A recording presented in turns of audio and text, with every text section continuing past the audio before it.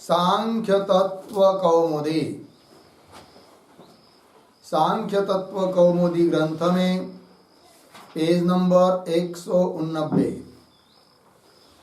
और 189 पेज के ऊपर प्रथम पंक्ति है एकादशम इंद्रियम आह।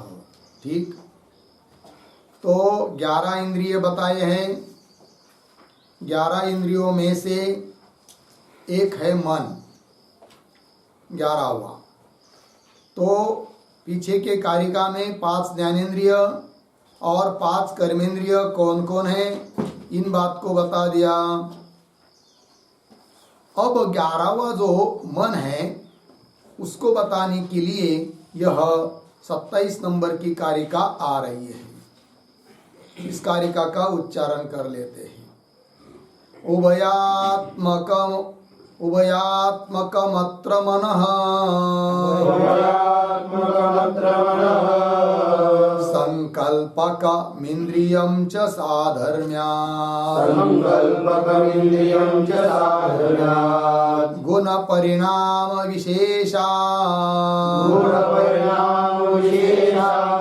नानात्वं बाह्यभेदाश्च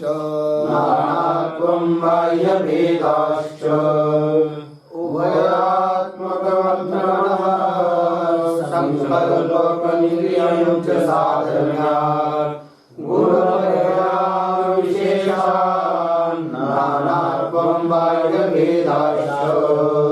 ठीक, पदच्छेद देखिए भाई। उभयात्मकम अत्र मनः संकल्पकम इंद्रियम च साधर्म्यात् गुण परिणाम विशेषात् नानात्वं बाह्य भेदाः च। ठीक, अन्वय अत्र एक शब्द छोड़कर आगे संकल्पकम, पीछे मनः और पीछे उभयात्मकम, आगे इंद्रियम च साधर्म्यात्, नीचे नानात्वम, पीछे गुण परिणाम विशेषात्, आगे बाह्य भेदाश्च। ठीक है, चलिए भाई इस कारिका का संक्षेप में अर्थ लिख लेते हैं। प्रतीक अत्र बराबर एकादश इंद्रिय मध्ये, एकादश इंद्रिय मध्ये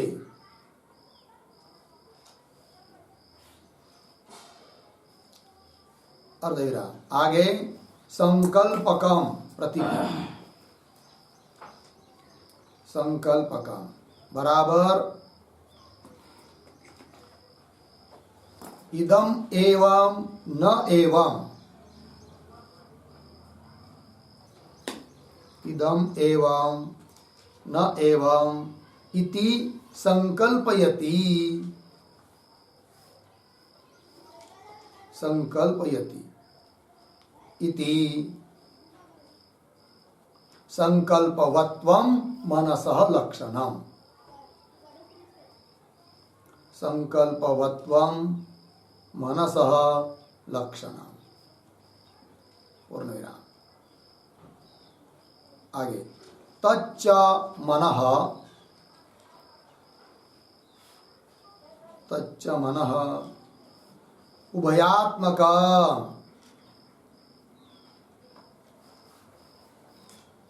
उभयात्मकम अर्धविराम ज्ञानेन्द्रियाणां प्रवर्तकत्वात्,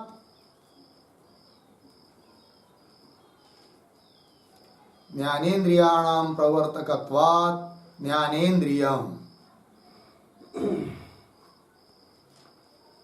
अर्धविराम कर्मेन्द्रियाणां प्रवर्तकत्वाच्च, कर्मेन्द्रियाणां प्रवर्तकत्वाच्च कर्मेन्द्रियम्।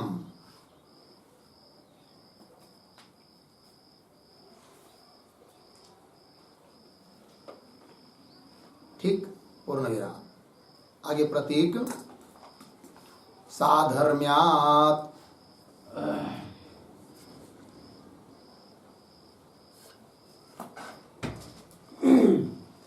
साधर्म्यात् इंद्रियत्वम्।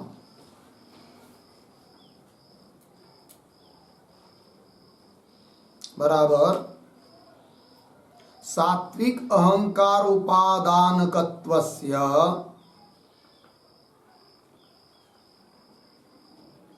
सात्विक अहंकार उपादानकत्वस्य ठीक है, सात्विक अहंकार उपादानकत्वस्य समान धर्मस्य मनसि सत्वात्। मनसि सत्वात् बराबर विद्यमानत्वात्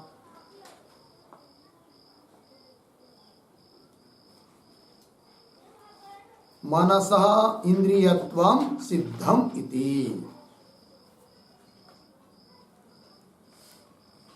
मनसः इंद्रियत्वं सिद्धम इति। ठीक, पूर्ण विराम।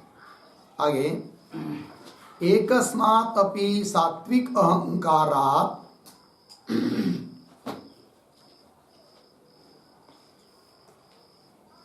एकस्मात् अपि सात्विक अहंकारात् गुण परिणाम विशेषात् गुण परिणाम विशेषात् बराबर अदृष्ट विशेषात् अदृष्ट विशेषात् इंद्रियाणाम नानात्वम् इंद्रियाणाम नानात्वम् बराबर बहुविधत्वं भवति बहुविधत्वं भवति। पूर्ण विराम। आगे यथा बाह्य भेदाः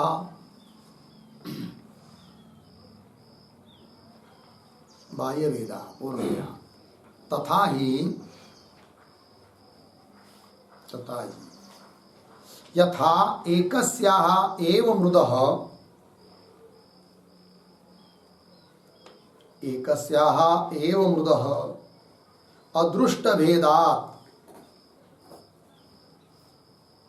अदृष्टभेदात् घटपटादयः विभिन्नाः जायन्ते।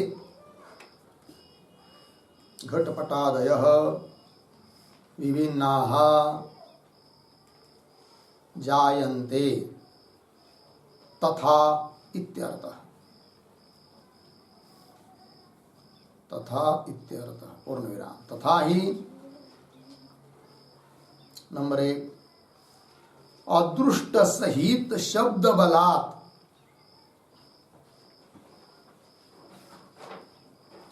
अदृष्ट सहित शब्द बलात् अहंकारेण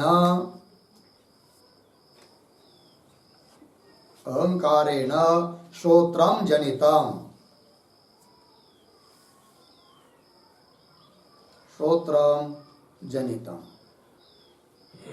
अर्धविराम। अदृष्ट सहित स्पर्श बलात्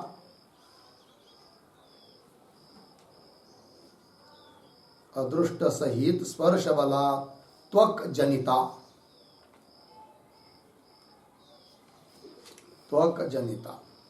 पूर्ण विराम। इति एवं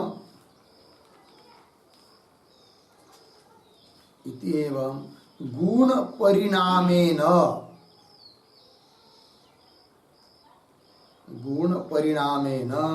अदृष्ट विशेषेण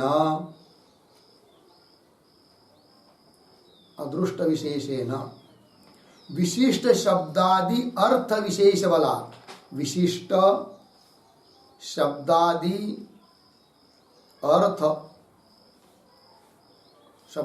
अर्थ विशेष बलात्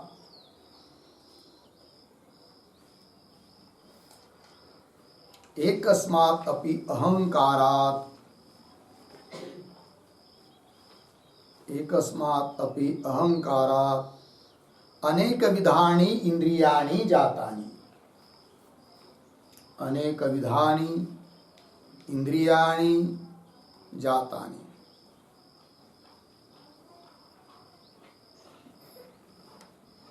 ठीक है, चलिए भाई अर्थ देखिए।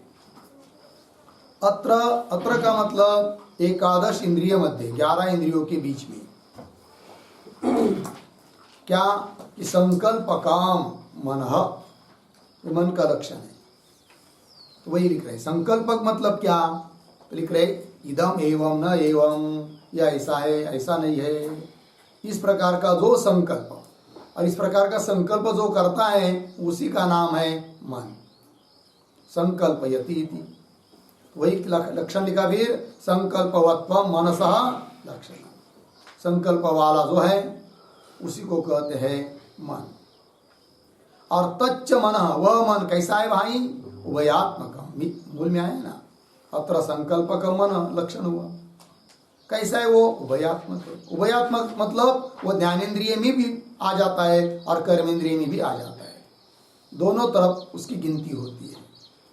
तो ज्ञानेंद्रिय में क्यों उसको गिना जाता है, लिख रहे हैं कि ज्ञानेन्द्रियाणाम प्रवर्तकत्वात् ज्ञानेन्द्रियम, दोनों प्रकार की इंद्रियों को प्रवृत्त करता है कौन, मन। मन यदि नहीं रहता है तो इंद्रिया कुछ नहीं कर सकती। इंद्रियों का व्यापार मन के अधीन है। जब हम सो जाते सुषुप्ति अवस्था में तो मन लीन हो जाता है, तो उस समय इंद्रिया तो है, कार्य नहीं कर रही है, न चक्षु देख रहे, न कान सुन रहा है, कुछ नहीं हो रहा है। क्यों, उनसे संलग्न मन नहीं है। मनोदश इंद्रिया, हाँ, मन 10 इंद्रियों का क्या है, अध्यक्ष अर्थात मुख्य है 10 इंद्रियों में। कौन, मन है कि नहीं। मन पर सब खेल चल रहा है भाई, सब दुनिया का।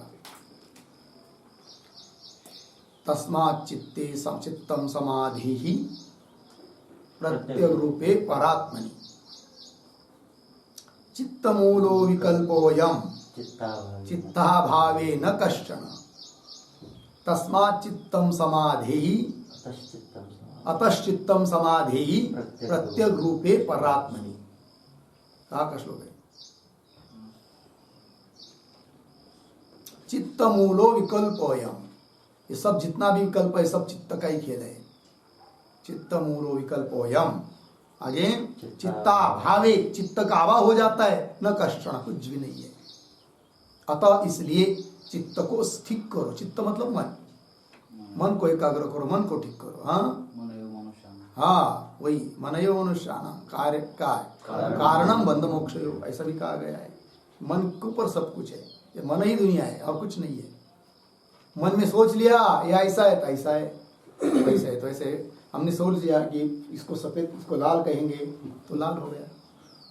सोच लिया, पहले से सोचा होता कि नहीं इसको काला कहेंगे तो क्या, ये तो क्या है, नाम मात्र है ना। सब दुनिया का खेल मन पर चल रहा है भाई, है कि नहीं।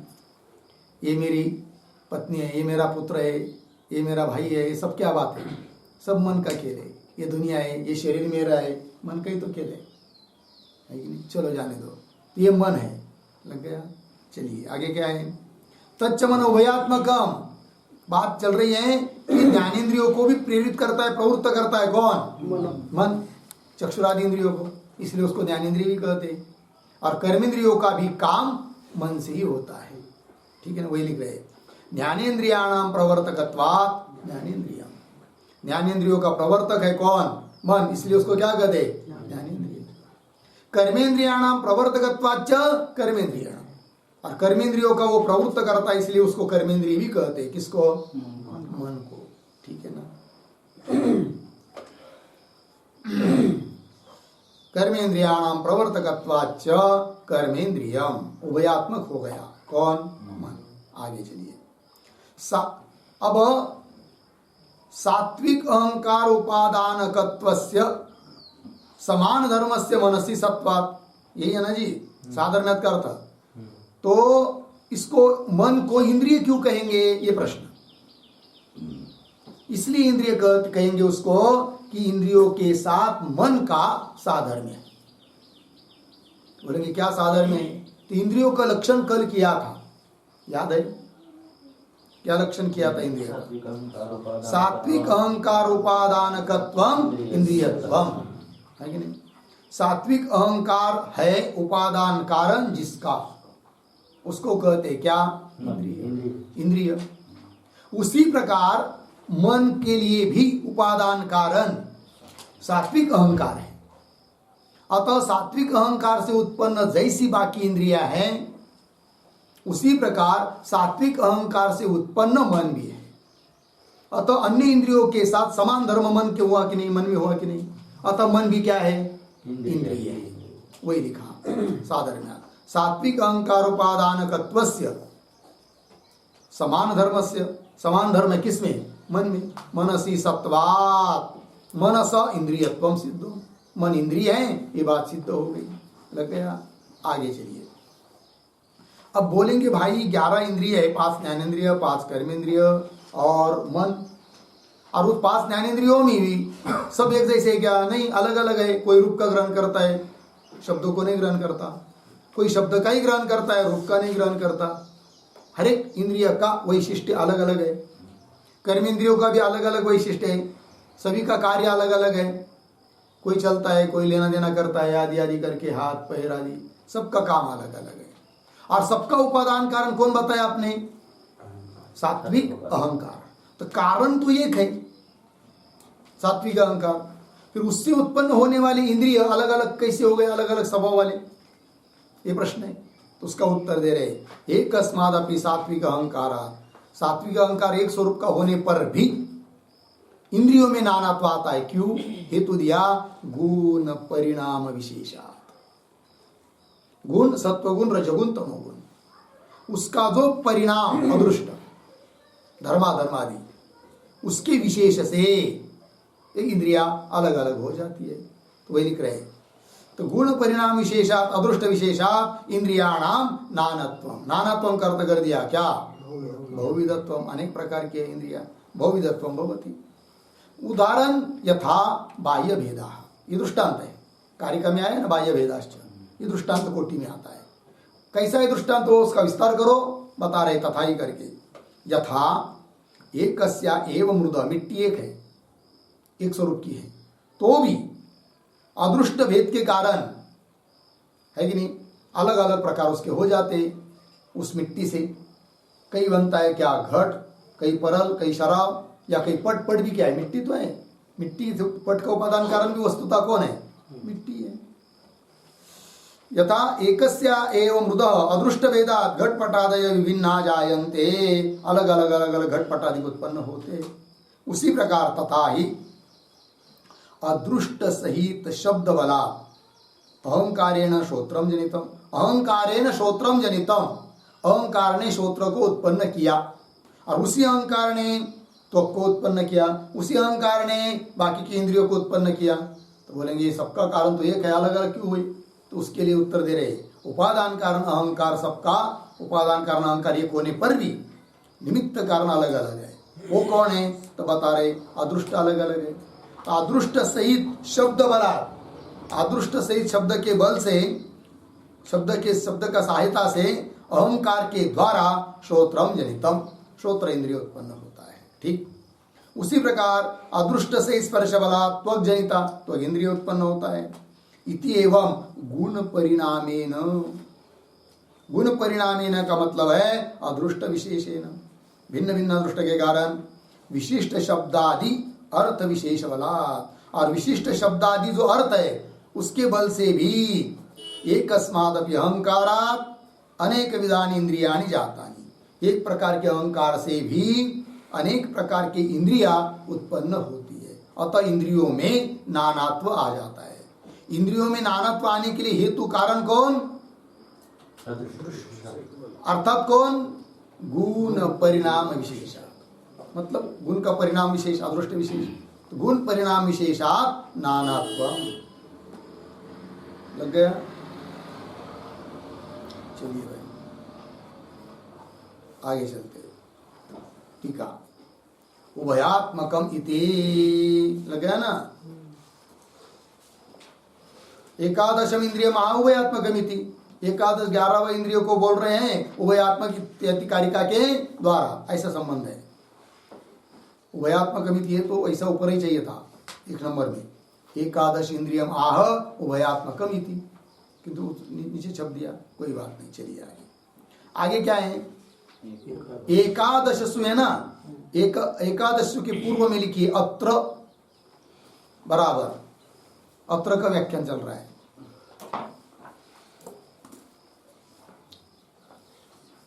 मतलब अतिरिक्त नहीं लिख रहे हम लोग, किसी पुस्तक में पाठ मिलता है। अत्र, अत्र शब्द का अर्थ कर रहे हैं एकादशसु इंद्रियेषु मध्ये, 11 इंद्रियों के बीच में।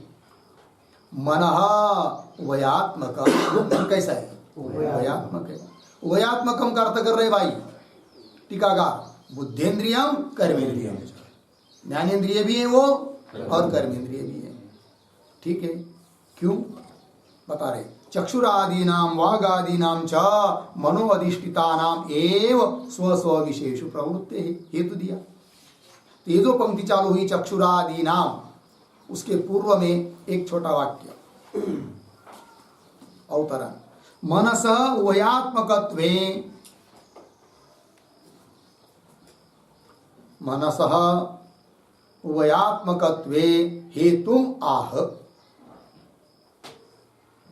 हेतुम आह चक्षुरादीनाम इति।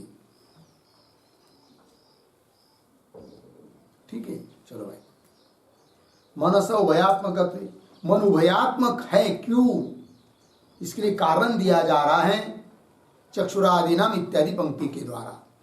ठीक है, पंक्ति को देखिए, चक्षुरादीनाम मतलब ज्ञानेन्द्रियाणाम, वागादीनाम, वागादि कौन? कर्मेंद्रियाणाम, चक्षुरादीनाम वागादीनाम च मनो अधिष्ठितानाम, मिला? मनो अधिष्ठितानाम का अर्थ लिखे मनः संयुक्तानाम एव, मनः संयुक्तानाम एव। ठीक, तो कैसा होगा फिर अन्वय कि मनो अधिष्ठितानाम एव मतलब मन संयुक्तानाम एव चक्षुरादीनाम वागादीनाम च क्या स्व स्व विशेषु प्रवृत्ति, अपने अपने विषयों में प्रवृत्त होते हैं। कौन? चक्षुरादि इंद्रिय और वागादि इंद्रिय, लग गया ना? प्रवृत्त होते हैं कब? जब मन का उनके साथ संबंध रहता है तब। इसलिए इस मन की गिनती दोनों में कर ली, उभयात्मक, ज्ञानेन्द्रिय में भी है कर्मेंद्रिय में भी। हो गया जी, आइए आगे।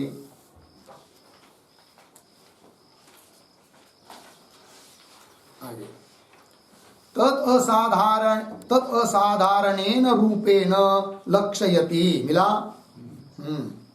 तत् का अर्थ मन, असाधारणेन रूपेण, असाधारण रूप से उसका लक्षण कर रहे। अब अभी तक जो चर्चा हुई इतनी हुई, क्या जी? क्या मन उभयात्मक है, इतना व्याख्यान हुआ। उभयात्मक क्यों है ये बात बता दी। उभयात्मक क्यों है मन? दोनों का प्रवर्तक है, ज्ञानेन्द्रियों का और कर्मेंद्रियों का, इसलिए मन उभयात्मक है। अब उसका विशेष लक्षण कर रहे मूल में ही, किन शब्दों से? मनः संकल्पकम, ये पद आया है ना कारिका में, तो लक्षण किया है, वही देखिए। तद असाधारणेन रूपेण लक्षयति, तद मन का असाधारण रूप से लक्षण कर रहे। क्या लक्षण है? संकल्पकम अत्र मन, जो संकल्पक है, संकल्प करता है, संकल्प रूप धर्म वाला जो है उसका नाम है क्या? मन इति। आगे चलिए, संकल्पेन रूपेण मनो लक्ष्यते, बराबर, लक्ष्यते, लक्ष्यते का अर्थ लिखिए प्रतीयते।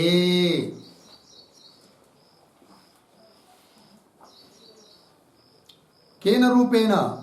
संकल्पेन रूपेण, है ना? संकल्पेन रूपेण का मतलब होता है संकल्पात्मक धर्मेण, संकल्पेन रूपेण अर्थात संकल्पात्मक धर्म से मन प्रतीत होता है। इसलिए लक्षण बन जाएगा भाई मन का। क्या बनेगा? संकल्पवत्वम मनसः लक्षणम। उसके पहले ये जो है ना पंक्ति, संकल्पेन रूपेण मन लक्ष्यते, इस पर एक वाक्य लिखिए। संकल्प बराबर, संकल्प बराबर इदम एवं न एवं, इसको उद्धरण चिन्ह में लीजिए, इदम एवं न एवं, उद्धरण चिन्ह बंद, इति सम्यक कल्पयति, इति सम्यक कल्पयति यत् तन्मनः इत्यर्थः। सम्यक कल्पयति यत् मनः, इति सम्यक कल्पयति यत् तत् मनः इत्यर्थः। पूर्ण विराम। आगे संकल्पवत्वम मनसः लक्षणम, मनसः लक्षणम, पूर्ण विराम। फिर आगे मनः इतर भिन्नाम, मनः इतर भिन्नाम संकल्पवत्वात्, संकल्पवत्वात् इति हो गया। देखो भाई अर्थ, संकल्प इदम एवं न एवं, या ऐसा है ऐसा नहीं है, इस प्रकार सम्यक कल्पयति, अच्छी तरह से जो कल्पना करता है उसको कहते हैं मन। इसलिए मन का लक्षण बन गया संकल्पवत्व मनसः लक्षणम। संकल्प वाला जो है उसको कहते हैं क्या? मन। ठीक है ना? तो मनः अनुमान कर दिया, मनः पक्ष है, इतर भिन्नम इतर भेद साध्य है, और संकल्पवत्व हेतु है। जो संकल्प वाला है वही मन है। ठीक है ना? ये बात हो गई। आइए आगे मूल में, संकल्पवत्वम संकल्पकम अत्र मन इति संकल्पेन रूपेण मन लक्ष्यते। आगे आलोचितम इंद्रियेण वस्तु इदम इति सम्मुग्धम इदम एवं नैवं इति सम्यक कल्पयति विशेषण विशेष भावेन विवेचयति इति यावत्। ठीक है? आइए भाई, तो ये जो पंक्ति चालू हुई आलोचितम इत्यादि, तो आलोचितम के पूर्व में एक वाक्य लिखिए उत्तरण, व्यापार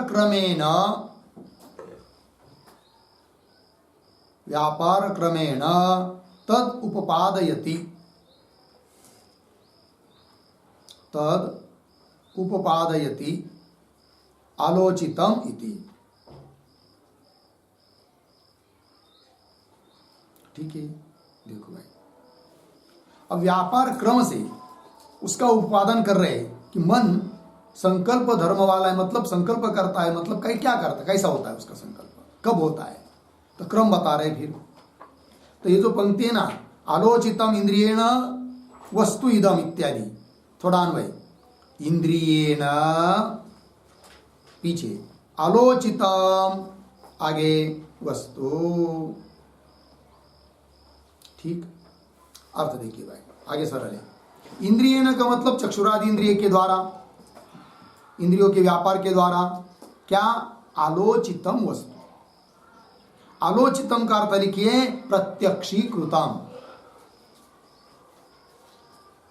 आलोचितम का मतलब है प्रत्यक्षीकृतम। तो सबसे पहले क्या होता है? इंद्रियों के द्वारा, चक्षुरादि इंद्रियों के द्वारा, इंद्रियों के व्यापार के द्वारा वस्तु का क्या होता है? प्रत्यक्ष, प्रत्यक्षीकृतम। आलोचितम वस्तु, प्रत्यक्ष की गई है वस्तु। ठीक है जी? वस्तु तो पदार्थ, घट पट आदि कोई भी हो वस्तु, उसके बाद क्या? प्रत्यक्ष हो गया। किंतु इदम इति सम्मुग्धम, किंतु वो जो प्रत्यक्ष है ना, वो कैसा है? इदम, ये कई कुछ तो है। सम्मुग्धम, सम्मुग्धम का अर्थ लिखिए अविविक्तम।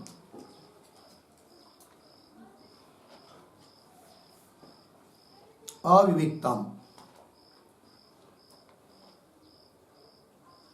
सम्मुग्धम का अर्थ अविविक्तम। ध्यान दीजिए भाई, प्रक्रिया बता रहे। सबसे पहले क्या होता है? इंद्रियों के द्वारा, है कि नहीं, वस्तु का प्रत्यक्ष होता है। किंतु वो प्रत्यक्ष कैसा होता है? डायरेक्ट घट है पट ऐसा प्रत्यक्ष नहीं, सबसे पहले कुछ तो है किसी भी वस्तु के बारे में, है कि नहीं। इति सम्मुग्धम, सम्मुग्धम अविविक्तम, मतलब क्या, इदम एव, ये इस ही प्रकार का है, इस प्रकार विशेषता जिसका ग्रहण नहीं हुआ पहले, सामान्य रूप से ग्रहण होता है पहले, फिर उसके बाद सम्मुग्धम अवियुक्त रूप से ग्रहण हुआ, उसके बाद कर रहा है कि इदम एवं न एवं इति सम्यक कल्पयति, उसके बाद मन कल्पना करता है। पहले इंद्रियों के द्वारा अवियुक्त रूप से वस्तु का प्रत्यक्ष, फिर उसके बाद मन क्या करता है, कल्पना करता है, ये घट होगा या पट होगा, ये गाय होगी या दूसरा कुछ होगा, ऐसा। इदम जो जिसका बार बार अभ्यास हो चुका है, अब ये मनुष्य को बार बार देखा है, इसलिए वहां पर फिर बार बार करने की जरूरत नहीं संकल्प। जहां नई चीज होती है सबसे पहले वहां पर ये सब प्रक्रिया होती है। तो देखिए भाई, तो इदम एवं न एवं, या ऐसा या नहीं है, या ऐसा है या वैसा है, इस प्रकार सम्यक कल्पयति, सम्यक कल्पयति पुस्तक में देखिए, कल्पयति का अर्थ कर रहे हैं विशेषण विशेष भावेन विवेचयति, मन कल्पना करता है, मतलब विशेषण विशेष भाव से उसका विवेचन करता है। तो विशेषण विशेष भावे न, इसका अर्थ लिखिए धर्म धर्मी भावे न,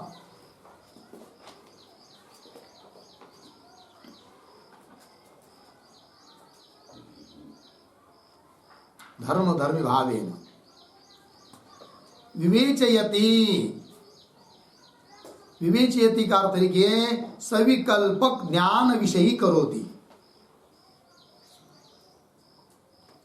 सविकल्पक ज्ञान विषयी करोति, सविकल्पक ज्ञान का विषय वो बन जाता है, ठीक है ना।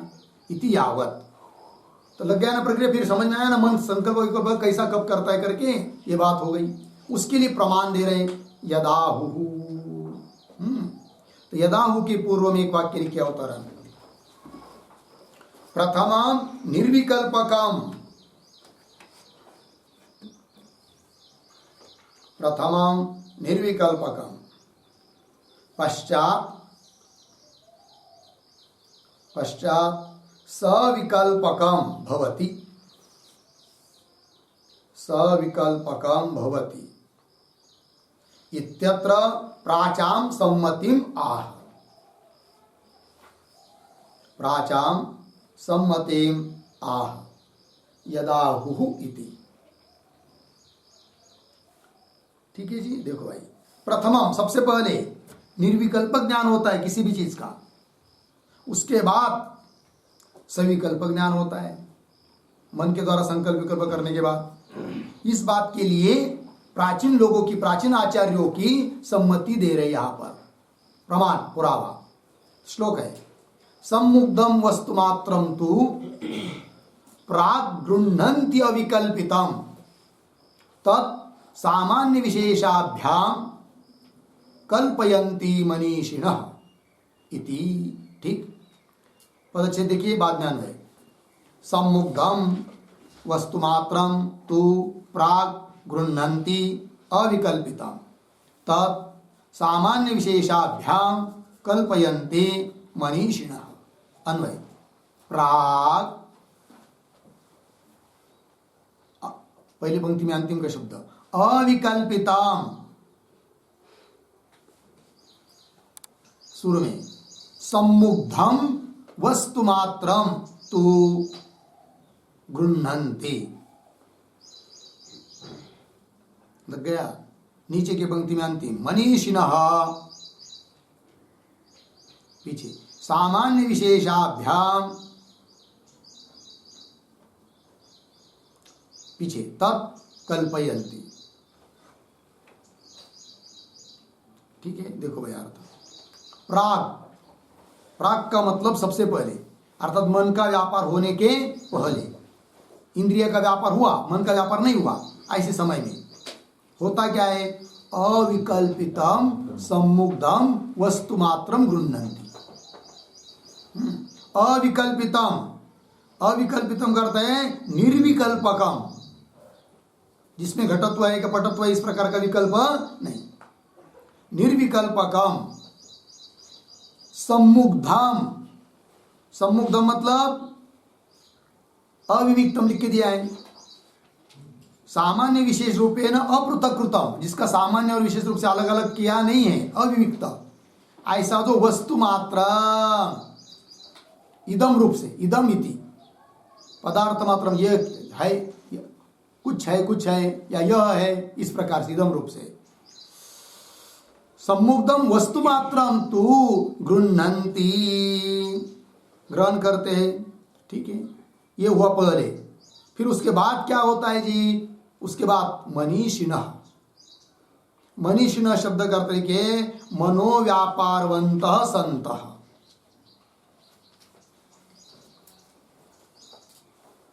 ठीक है, मनोव्यापारवन्तः सन्तः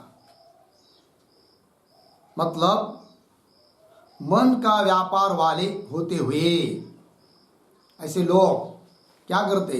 सामान्य विशेषाभ्याम तत्कल्पयन्ति, सामान्य विशेषाभ्याम मतलब सामान्य विशेष रूप से तत् वस्तु मात्रम कल्पयन्ति, कल्पयन्ति का अर्थ लिखिए विविच्य अवगच्छन्ति, विविच्य अवगच्छन्ति अर्धविराम। विशिष्ट वृत्ति विषयतां नयन्ति, विशिष्ट वृत्ति विषयतां नयन्ति।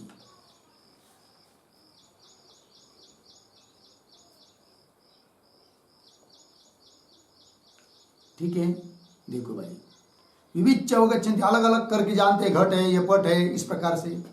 अर्थात विशिष्ट वृत्ति की विषयता को ले जाते, बन जाता है वो वस्तु बाद में, ये बात हो गई। तात्पर्य क्या? पहले वस्तु का ग्रहण होता है वह अविविक्त रूप से, निर्विकल्प रूप से, बाद में मन संकल्प करता है, फिर उसका सविकल्पक ज्ञान होता है। लग गया? आइए आगे और स्पष्ट कर रहे, तथा ही अस्ति ह्यालोचनम ज्ञानम प्रथमम निर्विकल्पकम बाल मुकादि विज्ञान सदृशम मुग्ध वस्तुजम इति। एक श्लोक है और यह अलग है, वो नीचे का श्लोक अलग है। पूर्व मीमांसा का श्लोक वार्तिक कई श्लोक है, अलग अलग संख्या वाले हैं। देखो भाई, पहले श्लोक का भी पदच्छेद बाद में अन्वय। अस्ति ही आलोचनम ज्ञानम प्रथमम निर्विकल्पकम बालमूकादि विज्ञान सदृशम मुग्ध वस्तुजम, ठीक, अन्वय। प्रथमम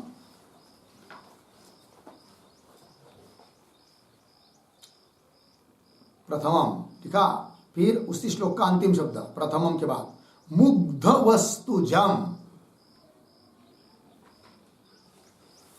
मुग्ध वस्तुजम। फिर ऊपर के पंक्ति में आलोचनम ज्ञानम,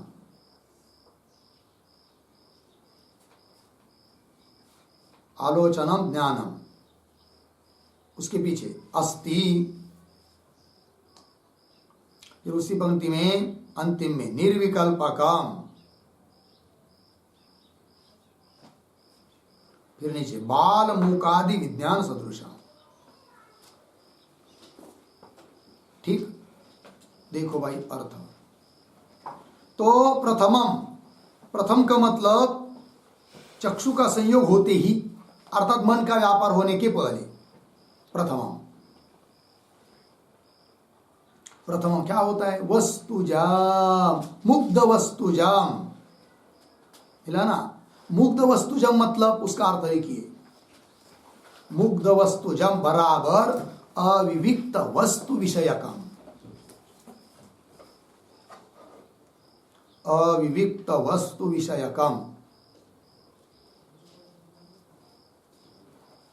जिसका विवेचन नहीं हुआ है, ऐसे अविविक्त वस्तु विषयक ज्ञान मुग्ध वस्तुजम।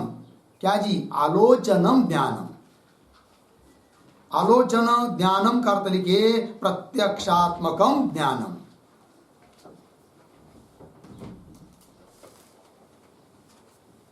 ज्ञानम। पीछे अस्ति, अस्ति का अर्थ लिखिए जायते,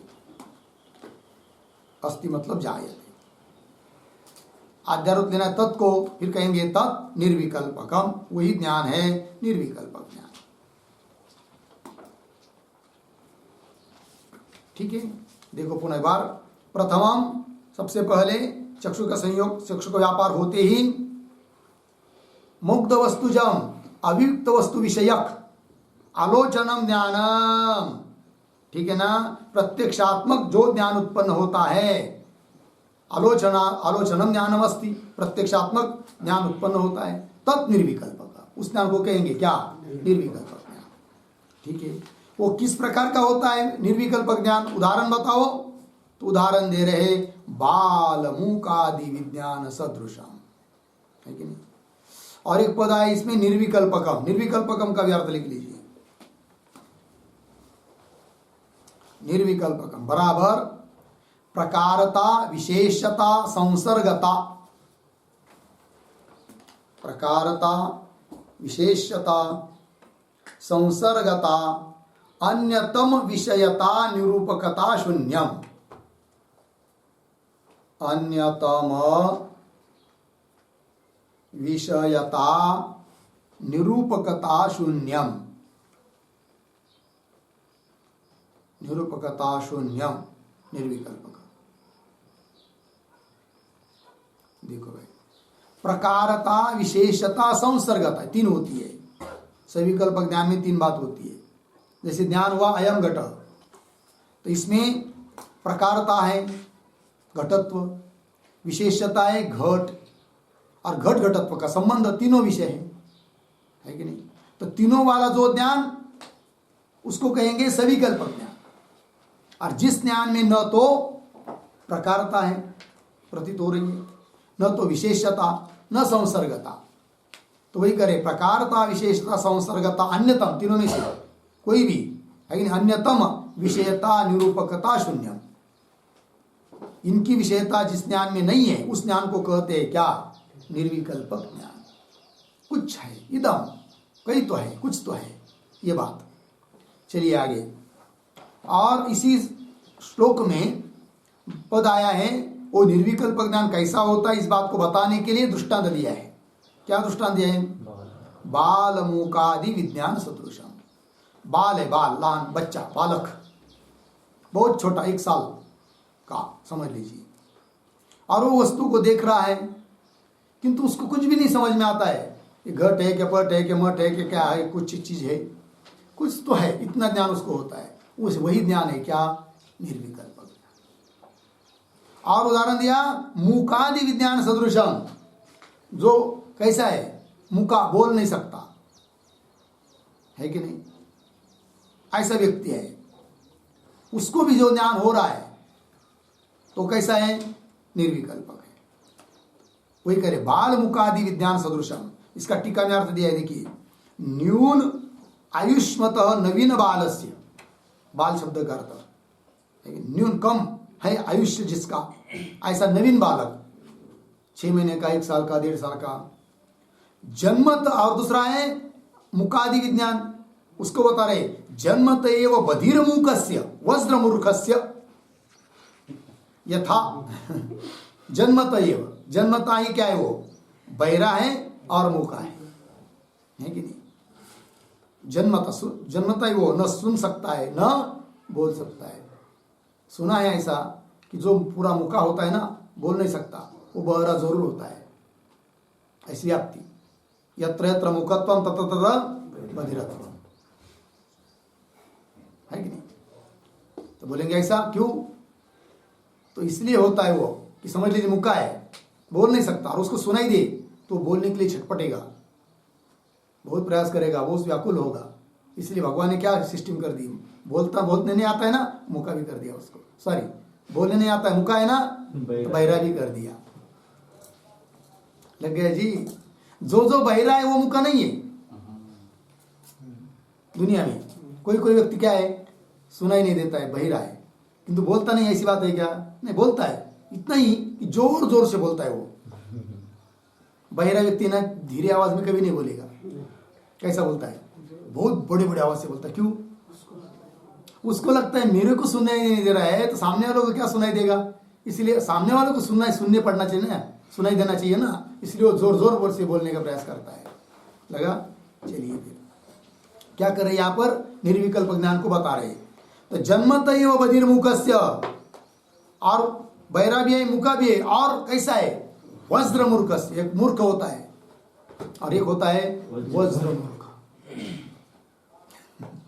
वज्र मतलब पाषाण जैसा होता है, पाषाण दगड़ या वज्र जैसा आयुध बहुत मजबूत होता है, टूटता टूटता नहीं है, उस प्रकार वज्र मूर्ख। कितना भी समझाओ समझ में आता ही नहीं है। वैसे मूर्ख किसको कहते पता है? दासबोध पढ़ा है कभी आप लोगों ने? दासबोध पारायण किया नहीं? किया? जरूर कीजिए। बाप रे बाप, इतने विषय अलग अलग अलग अलग अलग किया है स्पष्ट। मूर्खों के लक्षण बताने के लिए बहुत सारी पंक्तियां ओया कर सके लेते हैं, हर एक चीज का बहुत उसमें है चीजें, बहुत सरल भाषा में भी है। दासबोध पढ़ना चाहिए जरूर। तो कहने का तात्पर्य मूर्ख किसको कहते? जिसको स्वयं को कुछ समझ में नहीं आता और दूसरा बताता है वो भी नहीं मानता, उसको कहते हैं मूर्ख। क्या करना चाहिए क्या नहीं करना चाहिए स्वयं को समझ में नहीं आता, दूसरा कोई बता रहा है ना अच्छी बात, उसको भी नहीं सुनता है, मानता नहीं है। ऐसे लोग, ऐसा होता है कौन? मूर्ख। और वज्र मूर्ख मतलब अत्यंत मूर्ख। अच्छा संस्कृत में भी गाली है कि नहीं? वज्र मूर्ख बहुत सारी। चलो अनडवान नहीं, अनडु है ना? हाँ अनडु। चलिए, वज्र मूर्ख से यथा विशेष विशेषण भाव रहितम विज्ञानम, ऐसे लोगों को, नवीन बालक को और वज्र मूर्खों को जो ज्ञान होता है वो कैसा होता है? विशेष विशेषण भाव रहित ज्ञान होता है। उसी ज्ञान को कहते क्या? निर्विकल्पक ज्ञान। समझ में आया? चलिए, विज्ञानम जायते तद्वत्, आइए मूल में, बाल मुकादि विज्ञान सदृशम ज्ञानम निर्विकल्पकम। लगिए आगे चलिए। ततः परम पुनर्वस्तु धर्मैर जात्यादिभिर्यया बुद्ध्यावसीयते सापि प्रत्यक्षत्वेन सम्मता। ठीक, पदच्छेद देखिए। ततः परम पुनः वस्तु धर्मैहि यया बुद्ध्या अवसीयते सा अपि प्रत्यक्षत्वेन सम्मता। ठीक है ना? सविकल्पक ज्ञान को बता रहे भैया, अभी ऊपर के श्लोक में बताया निर्विकल्पक ज्ञान, अब सविकल्पक। थोड़ा अन्वय कर लीजिए। पुनः पीछे आइए। ततः परम, ततः परम आगे जात यया बुद्ध्या, पीछे जात्यादिभिः धर्मैः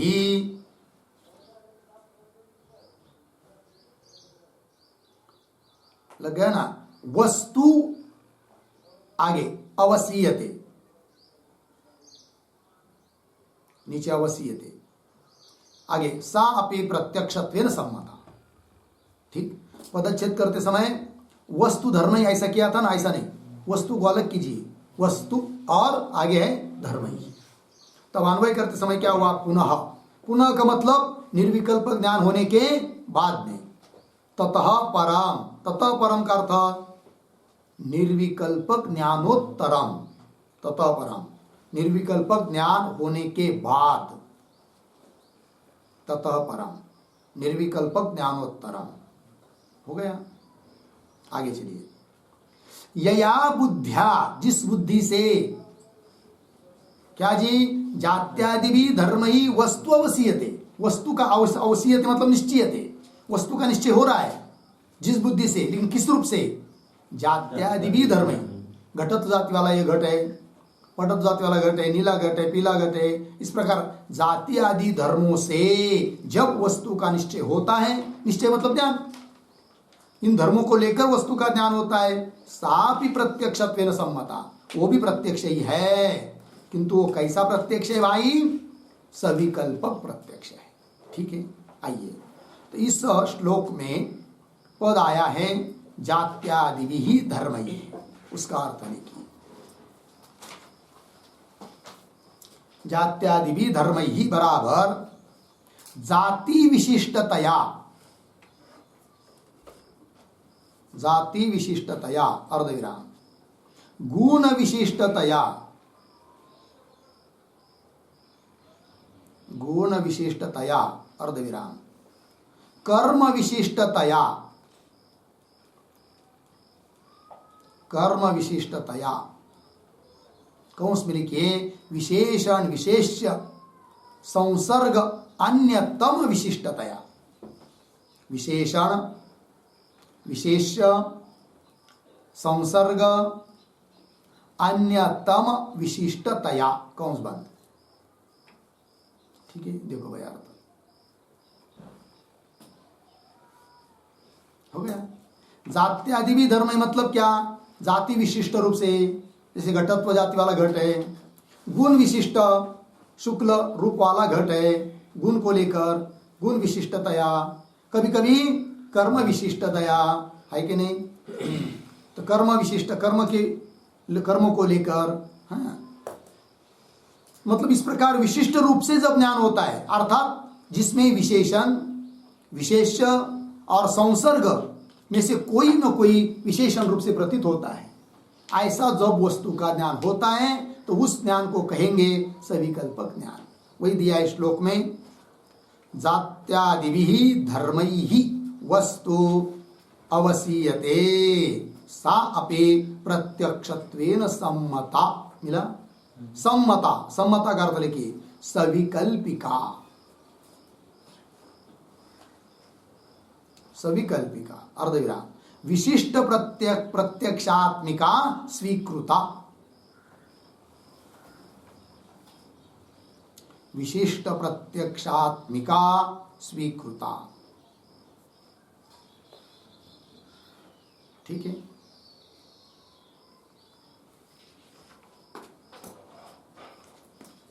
सविकल्पक ज्ञान है वो,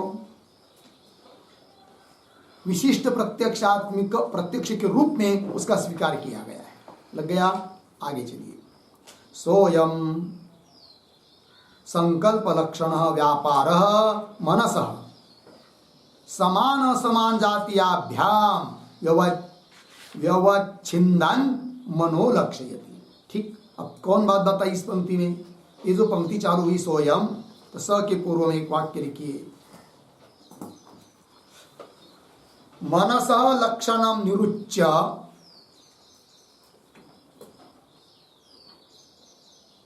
मनसः लक्षणं निरुच्य इदानीं तत्समन्वयम् आह, इदानीं तत्समन्वयम् आह सोयम इति।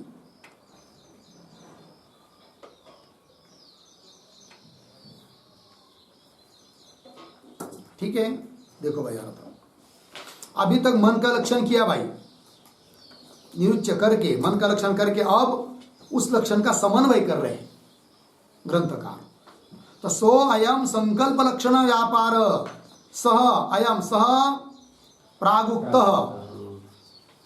यह जो संकल्प लक्षण रूप व्यापार, मतलब सम्यक निश्चयात्मक व्यापार, वही है मनसः लक्षणम, मन लक्ष्यति, मन को लक्षित कर देता है, ये मन का धर्म है, इस प्रकार का निश्चयात्मक व्यापार। और ये मन का लक्षण क्यों है, तो बता रहे, व्यापार मनसः समान असमान जातीयाभ्याम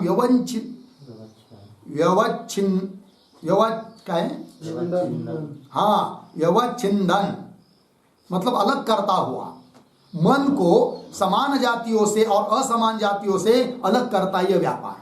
अतः यही बन गया मन का क्या लक्षण, क्योंकि जिस चीज का जो लक्षण होता है वो लक्षण क्या करता है, उसको लक्षित वस्तु को इतरों से व्यावृत्त कर देता है। किन से, समान जातीय असमान जातीय वस्तु से अलग कर देता है, वही उसका लक्षण होता है।